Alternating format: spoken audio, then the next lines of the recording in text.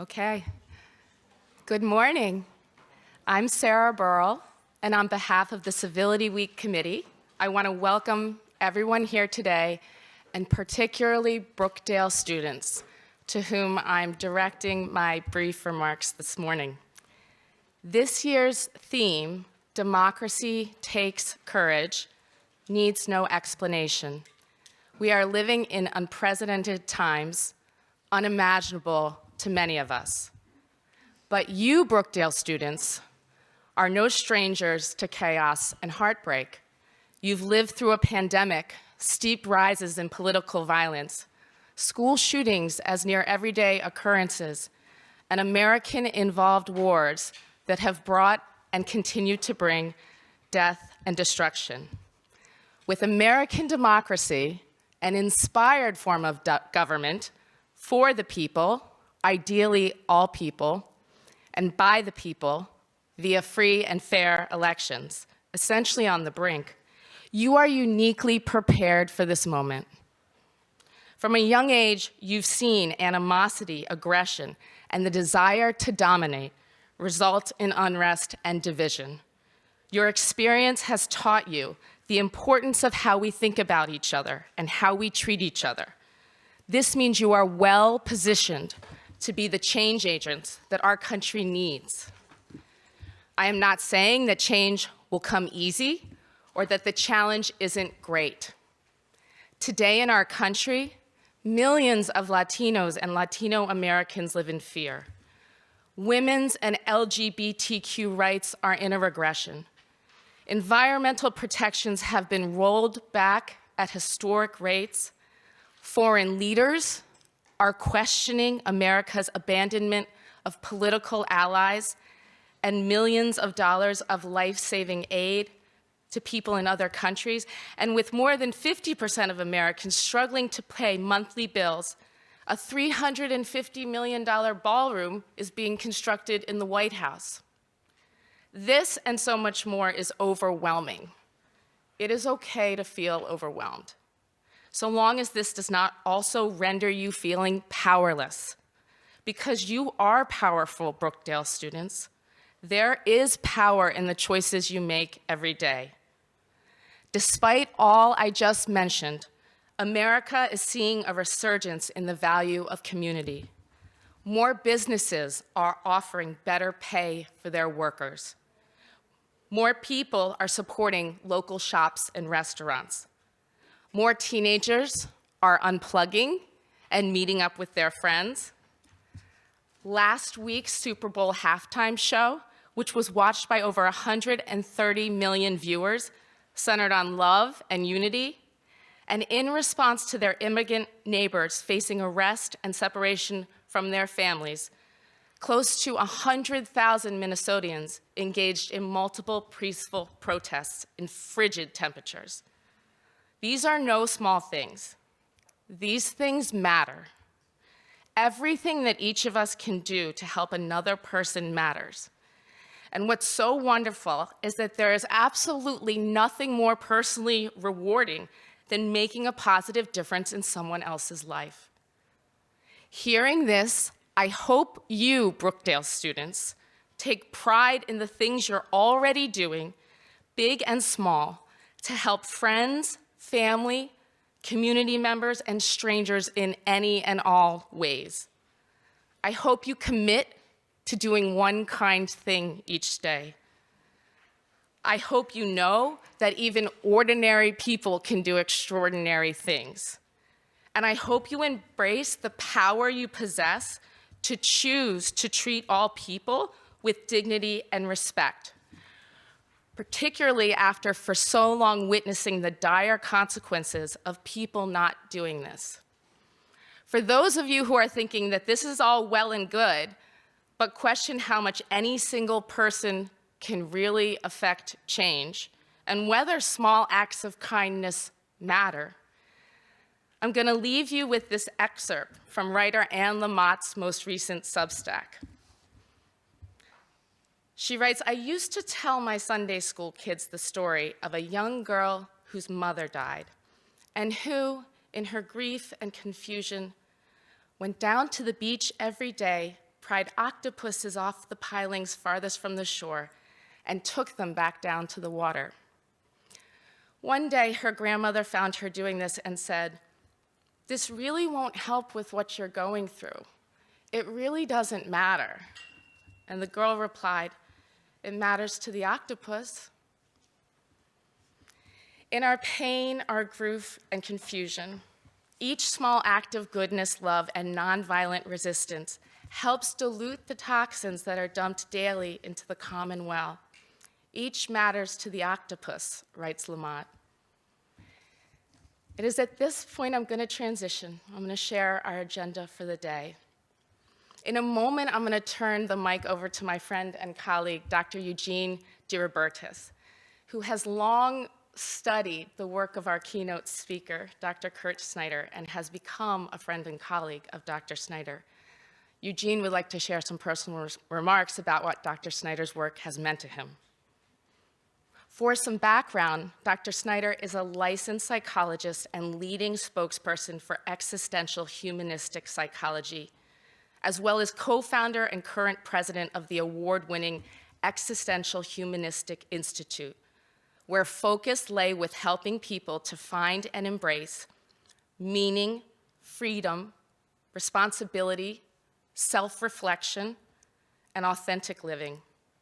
He is an author and editor who has published 15 books, including The Paradoxical Self, The Handbook of Humanistic Psychology, The Depolarizing of America, The Polarized Mind, and his latest book, Life-Enhancing Anxiety, Key to a Sane World. Dr. Snyder is also the creator of the Experiential Democratic Dialogue, known as EDD. This technique helps people with opposing views discuss controversial topics with thoughtfulness and care. EDD derives from a long line of existential and depth psychological analyses that is perhaps more relevant today than in any time in our history, and we hope it is relevant for you personally. We will hear from Dr. Snyder about his work. Then we are joined by two esteemed Brookdale alumni, both of whom are leaders on the rise in Monmouth County, Dominic Sama and Montez Schwartz. Montez and Dominic are committed to bringing greater unity to our community. Facilitated by Dr. Snyder, Dominic and Montez will serve as participants in an EDD exercise. Then, each of us in the audience will have the opportunity to practice the technique with a goal for improving our individual ability to have hard conversations with civility and our collective ability to connect and coexist in greater harmony. Thank you.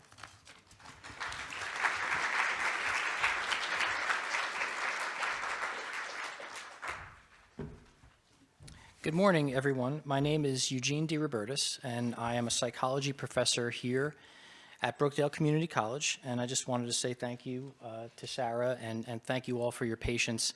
I did want to say a few personal words before we begin, because having Kirk here is not just a professional thing for me. It's a personal thing. And so I want to say thank you very much for coming, and just say a few words about how he's inspired me. In the academic year 1989-1990, I discovered something called existential phenomenological psychology. An abomination of a name if I've ever heard one. I don't know how many points you get in Scrabble for that, but it has a hyphen. I don't even know if there is a hyphen in Scrabble, right? So the way I discovered this was I was in between classes and I strolled into the library. I went to St. Peter's University in Jersey City, and they were discharging books that they considered obsolete. And I found a book by a gentleman named Adrian von Kamm called Existential Foundations of Psychology, who was a substitute for Abraham Maslow at Brandeis, and a book that was edited by Rollo May, who's somebody that Dr. Snyder knew personally and worked with, called Existence. And these books were being discharged. I bought them for 75 cents because this was yesterday's news. And of course, so 37 years later, I am still working on existential phenomenological psychology in my own background. Existential phenomenological psychology belongs to the broader disciplinary movement known as humanistic or human science psychology, of which Dr. Snyder and I both work. So in 1998, I was working on my dissertation, and trying to find work and not faring very well because I was obsolete. And not feeling very well, quite honestly. You know, that was one of the most depressing periods of my life. I felt like I was really spending a lot of time on something that would really get me nowhere and possibly force me to go back to school and find a way to make money. And then in 1998, I discovered an article called Toward a Science of the Heart, Romanticism and the Revival of Psychology, written by one, Kirk J. Snyder, and this was in the American Psychologist. So I'm going to quote directly from that right now. Although effective and intuitive and holistic bases for understanding human behavior have never occupied a mainstream position in the discipline as a whole, in recent years, their very existence has been threatened. Throughout its history, psychology has been the locus of debate concerning the proper nature of study of mental life. All have not agreed on how psychology ought to achieve scientific status. If some believe this debate has never been significant, or if they believe it is now over, this is only because of the attempted hegemony of the logical positivist view, the well-established view that psychology is to be modeled on the natural sciences and that its applications would follow just as successful technologies have risen from the development of physical sciences. The Kuhn-Popper debate of the 1960s and 70s raised psychologists' consciousness of alternative meta-scientific approaches. Despite these trends, however, just at the moment when psychology opened up to a plurality of approaches, massive economic and political pressures are forcing a new reality, the reestablishment of a logical positivist hegemony. This realignment is dangerous in my view and threatens one of the most vital yet underappreciated meta-scientific alternatives in psychology, romanticism. Now, this is not sentimentalism, by the way. He's speaking of romanticism as the intellectual movement that countered the runaway rationalism of the Enlightenment. Reflecting precisely those personalistic concerns that logical positivism seeks to supplant, romanticism warrants a sustained and serious reassessment in our discipline and a renewed appreciation for its virtues. To see this in the American Psychologist, which if you don't know, that's the flagship journal of the American Psychological Association, and having had personal experience with them, I can tell you they do not like to publish people from our background. So it gave me courage at a time in my life where I saw nothing but, looming dread at potentially having wasted my entire graduate school experience and possibly, heading for disaster.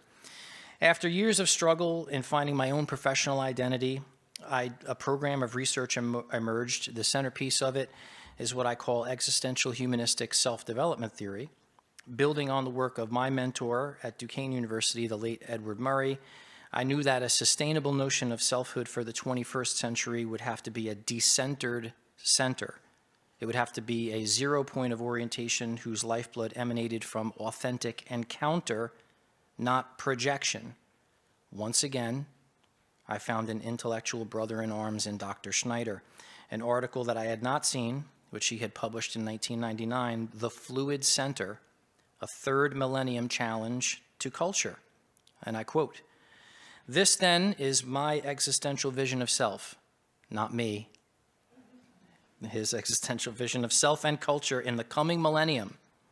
"I'm advocating for a self and culture that can go hand in hand, that are fluid, but that can respect the integrity of the whole. To do otherwise is to keep turning out selves who evolve wonderfully in our offices and theoretical treatises, but who collapse or, on the other hand, explode once they're turned back out into the status quo." This work continues today in 2026 and today here at Brookdale Community College. At a time when many people struggle with uncertainty, division, and questions of meaning, Dr. Kirk Snyder's work asks us how we might develop the requisite psychological depth to face these realities head-on without losing our humanity. A leading voice in existential humanistic psychology, he has spent a career exploring awe, resilience, and the cultivation of what he calls the fluid center, a way of being both grounded and open in a complex world. 28 years since I was first moved by his work, It's my pleasure to introduce you to my colleague and friend, Kirk Snyder.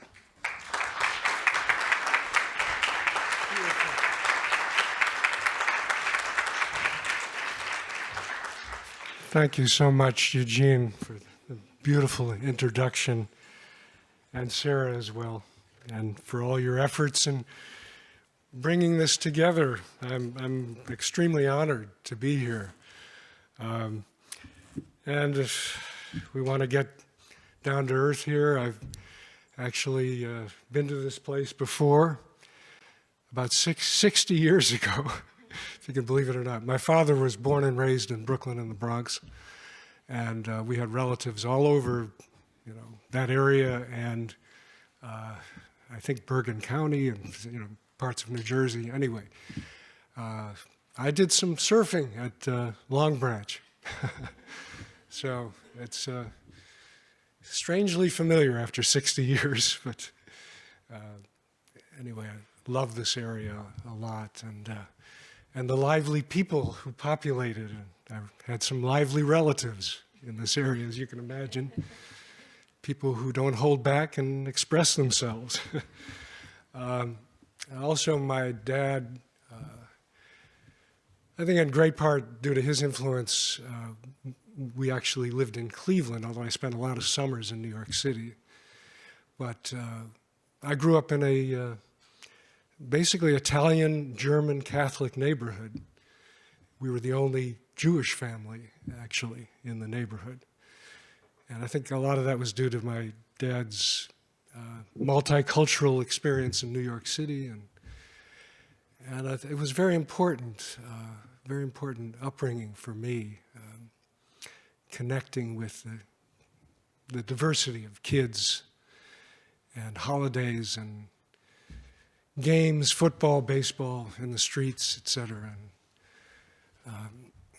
It's a part of what formed my own background in terms of being concerned both about the need for people to relate to each other as human beings, as well as some of the very painful moments we had growing up.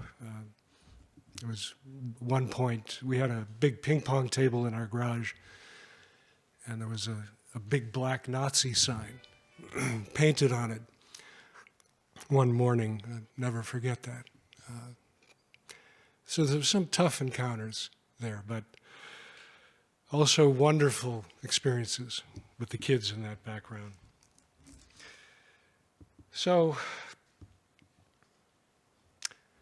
I want to begin with some quotes just to kind of gear us up in terms of the presentation that we're about to experience. You probably heard about the VP of the United States, who not long ago stated that we have to hastily and aggressively attack the universities of our country. The professors are the enemy.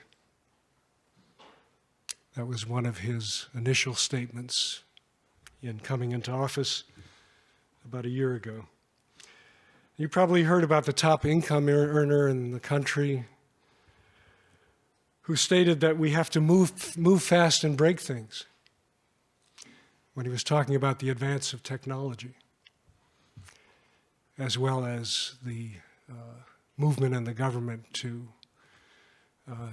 disassemble a lot of the government and move our society almost completely back to the private sector. You probably heard further about our president, the leader of the free world, quote unquote, the other week calling Ilhan Omar, representative from Minnesota, along with Somali immigrants, quote, garbage. And our Homeland Security Secretary calling Alex Preddy and Renee Good, who were killed in Minnesota by ICE agents recently, domestic terrorists right after the episode happened. On the other hand, and you're going to hear other hands as we move along here, because we don't live in a one-dimensional world. You probably also heard that Tyler Robinson, the assassin of the conservative youth advocate Charlie Kirk, was found to have anti-fascist slogans engraved on his bullet casings following the assassination, and seemed incensed by Kirk's attitudes, in particular toward transgender folks, although that's a complicated situation that's still being inquired into. You probably also heard about the string of cancellations, cancellation culture, firings and promotions in the country that allegedly, due to EDI politics, unfairly disadvantaged people of white European descent.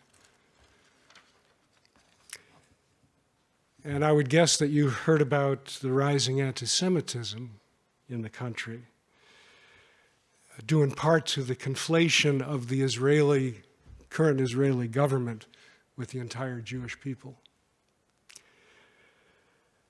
So I'd like you to take a moment to just reflect on these polarizations, if you will, these rigid declarations, ideologies, especially as we enter into this Civility Week, which feels really like a landmark to me for universities and colleges. I was asking earlier why there aren't more colleges who have this kind of exchange of ideas and focus on perhaps one of the most vital themes of our time, which is a question of civility.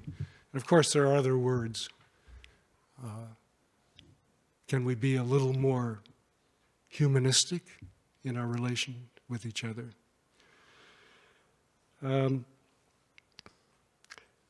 Okay, I'd also, as we go along, I'd like you to think about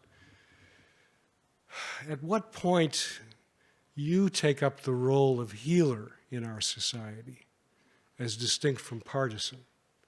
So as we go along, I'd like you to keep that question in the background, especially those of you in mental health. I know there's some of you who work directly in mental health. Given your training and background, do you move into a partisan perspective quickly with your clients? Are you quickly triggered and overwhelmed by reactivity, as distinct from what I'd call responsivity, which is a more deliberative, reflective mode? Not only with your clients, but in the communities, all of you. What is that point of shift? One of my sort of rules of thumb around this is that, in my own view, the point where I move to partisan is if my life or the life of my loved ones is directly threatened, especially physically threatened, then all bets are off, it seems to me. This dialogue format that we're about to enter into just can't happen. And my biggest fear is that we're in a race against time in terms of cultivating dialogues like this, where people, to the degree possible, remain in a humanistic, kind of holistic mode, as opposed to knee-jerk and reactive. Just a quick quote. I sometimes find writers, artists, writers of fiction to be the best phenomenologists, to use Eugene's phrase, in their thick and rich descriptions of human experience. And one of my areas of study, believe it or not, was the phenomenology, that is, intimate understanding of classic horror books and films. And it's called Horror and the Holy, Wisdom Teachings of the Monster Tale. And I do think there's wisdom in the best ones. I'm not talking about slice and dice movies. H.P. Lovecraft wrote essays in supernatural horror, and he was compared with Edgar Allan Poe. Lovecraft stated in this book of essays that the oldest and strongest emotion of humankind is fear. And the oldest and strongest kind of emotion is fear of the unknown. I think this is a really powerful and important insight into not only what terrifies us with classic horror, and again, I'm talking about horror that's more symbolic rather than overt, not just a huge guy about to destroy a city, but more in the Dracula, Frankenstein mode of, transgressing ordinary experience and moving into realms that are very unsettling for us, that go to our deepest primal fears. So my thesis in this talk, in this presentation, which draws from my book, Life Enhancing Anxiety, is that we have so much destructive anxiety in our world today precisely because we fail to address the primal and potentially constructive anxiety that underlies it. The primal and potentially constructive anxiety that underlies it. We have so much destructive polarization in our society precisely because we fail to address the primal and potentially constructive encounter with the extremes of our experience. And this speaks back to the fluid center idea also Eugene had brought up. So I call this destructive anxiety the polarized mind. Polarized mind, this may be familiar to some of you, is the fixation on a single point of view to the utter exclusion of competing points of view. I think this is perhaps the major scourge of humanity going back to recorded time.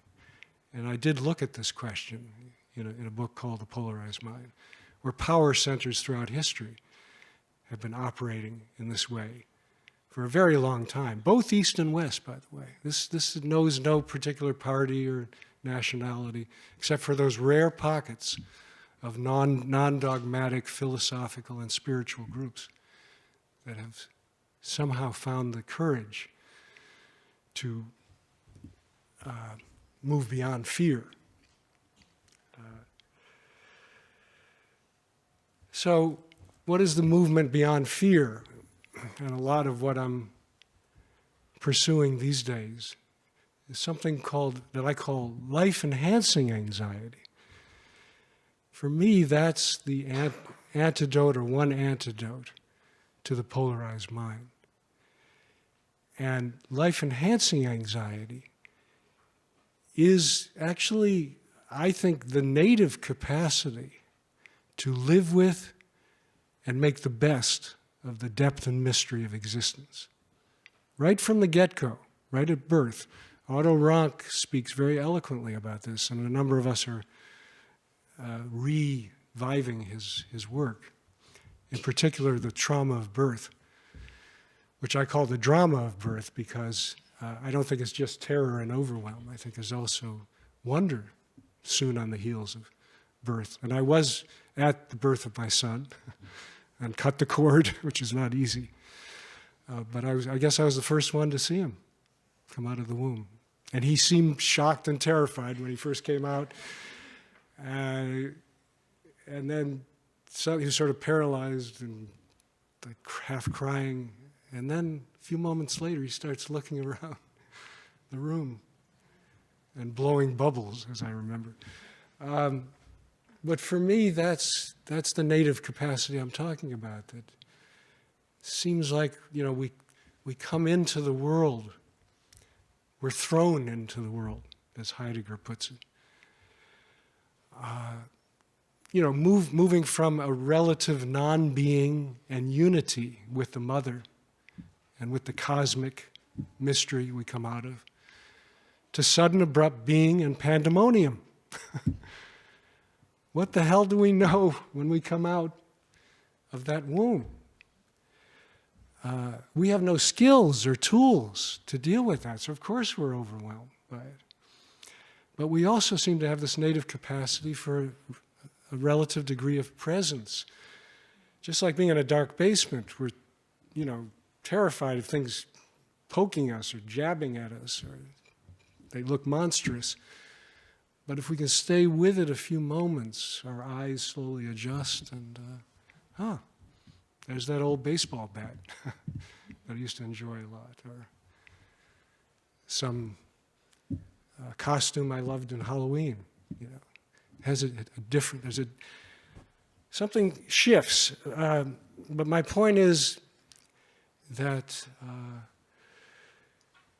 I think this ejection into the pandemonium of being forms the template for virtually all future anxiety and trauma.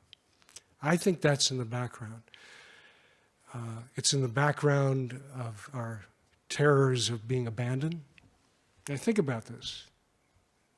Baby coming out into the cold unknown, the radically unknown, the radically different. Ronk has some beautiful comments about a psychology of difference. This is what he's talking about. That terror of the difference, of the radically unknown, is right from the beginning. It's extremely powerful, and this is part of the reason that it's so difficult, in my view, for people to shift strong identifications, whether that's religious or ideological, because it goes so deep, and the tribalism around that goes so deep. We want to feel secure. R.D. Laing calls it ontological security, security with being, not only with our parents, family. But that terror of the radically unknown, of that which is other and different, is huge at the beginning.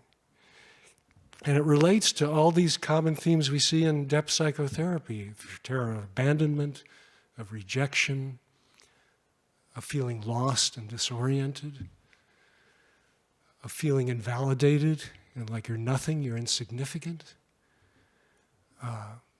What I call the helplessness and groundlessness of the human condition. It's right there. The existential core is right there, it seems to me, at our most impressionable point. And there's quite a bit of evidence to back this up. There have been studies, for example, at the Karolinska Institute in Sweden, reputable place, from my understanding, where they looked at the physiological reaction of neonates coming right out of the womb.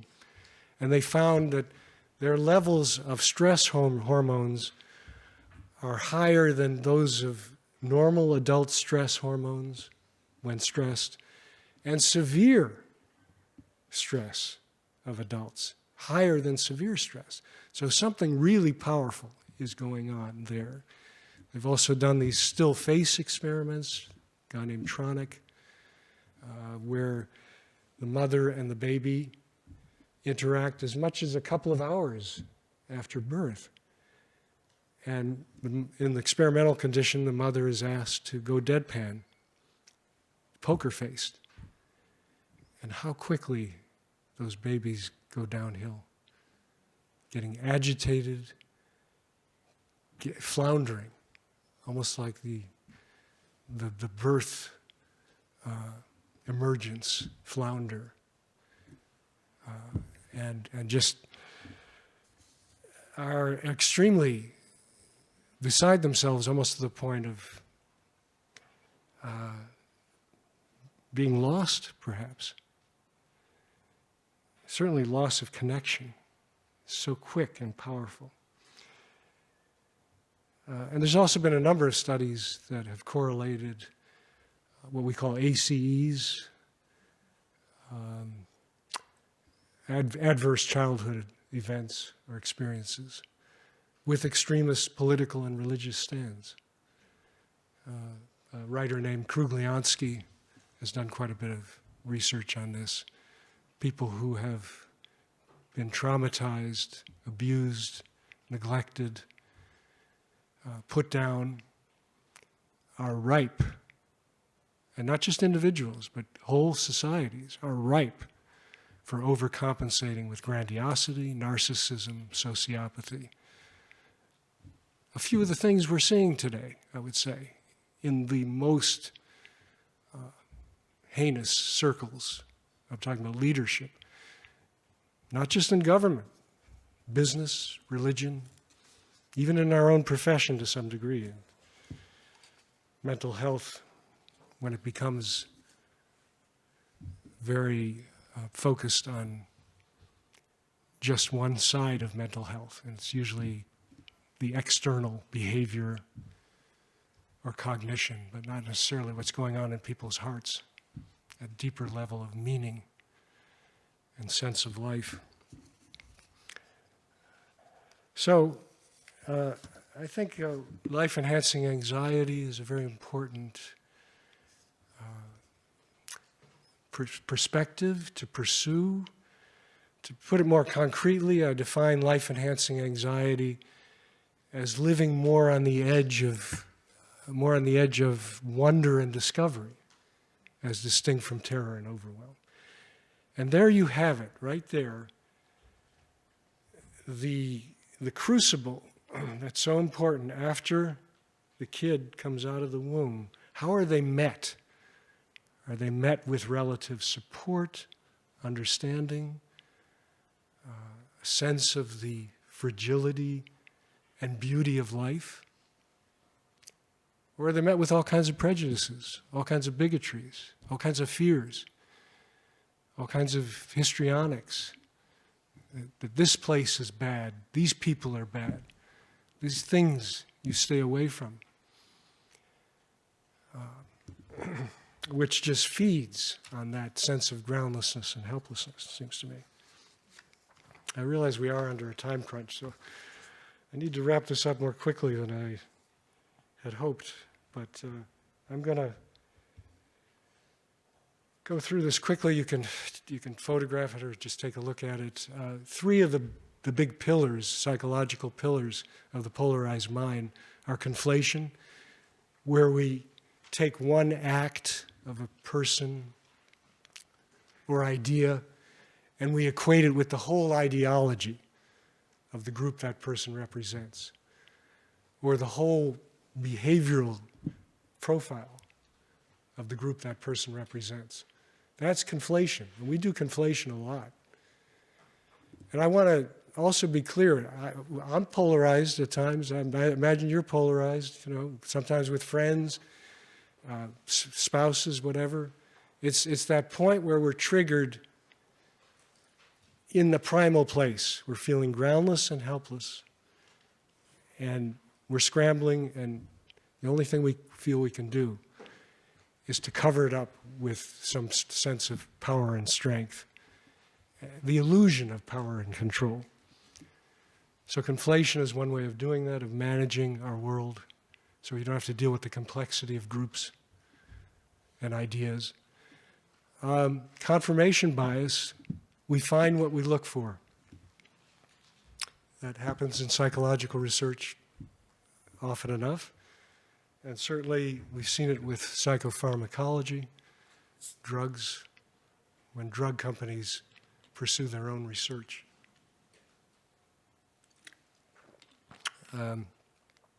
But we see it when we profile people. We have this confirmation bias. We find the littlest thing about that person. Oh, yeah, you're that kind of person. I know that, or knew that already. And cognitive dissonance will defend almost to the death our point of view, lest we become groundless and helpless, right? Got to defend that view. I don't care if it's religious, ideological, maybe something to do with business. But these are the kind of power struggles we get into, lest we feel totally inept. Okay, so just quickly, I'm going to move to the experiential democracy dialogue. One of the drawbacks of traveling a lot is a little bit of a cold, so bear with me. This is a dialogue process I've been working on for well over 25 years. But it draws in part from my work as a trained moderator for Braver Angels, which is a grassroots organization in all 50 states, about 12,000 members. It holds living room conversations between conservatives and liberals. And so, but I've been working on this as a more intimate way of humanizing conversations, of attempting to see people more as people rather than labels and stereotypes, in a more intimate format than the group format, one-on-one, and it draws to a good degree from my own background as a depth psychologist. So, as you can see, I've already covered some of this about the life-enhancing anxiety, but life-enhancing anxiety is certainly a part of what one can begin to taste in these dialogues. The capacity to live with and make the best of that which is radically other and different, and be more in a discovery mode rather than a fear and terror mode. It's a gradual induction into that, but I'm well aware that it's on the surface. I mean, sometimes it can be very powerful for people. But we need a lot more of this sort of encounter in schools and businesses. I'm talking about major change in the society. The whole socioeconomic change, which I won't go into now, that I think is needed to promote human-to-human contact and a slowing down and a limiting of the competitiveness and a debating attitude to attempting to learn about and understand the other, as opposed to imposing your views on the other, or assuming you know. This is a setup for the beginning of the phase, which I use with other groups. I've got a particular one for Brookdale folks. So to just think about when you go into practicing this 6-phase format, what topic you might want to take up for your dyad. Now, we have Montez and Dominic, who I've deeply appreciated getting to know on Zoom calls. We have not rehearsed any of this in terms of how they're actually going to be with each other, but we've talked a lot about the format and a lot about what are we going to discuss. And they have chosen basic universal income as their topic. So, let me define that briefly. Universal basic income is an unconditional cash assistance program to help meet the basic needs of all U.S. citizens. UBI proposals typically recommend annual payments of $10,000 to $12,000 per year per person. Regardless of income, implementing these plans would cost the federal government roughly $3 to $4 trillion funded by taxpayer dollars. So that's the definition of the topic that Montez and Dominic are going to discuss, and we're now going to go into the actual format. These ground rules are critical to the format. Basically, you're attempting to come from a place of genuine curiosity, respect, and if you don't respect the other's point of view, which is understandable at times, at the very least, respect the fact that they're sitting with you and they're being vulnerable with you. They're flesh and blood. That's a bottom line respect. And openness to the degree you can. So again, this is not a debate. It is an attempt to learn about and understand the other.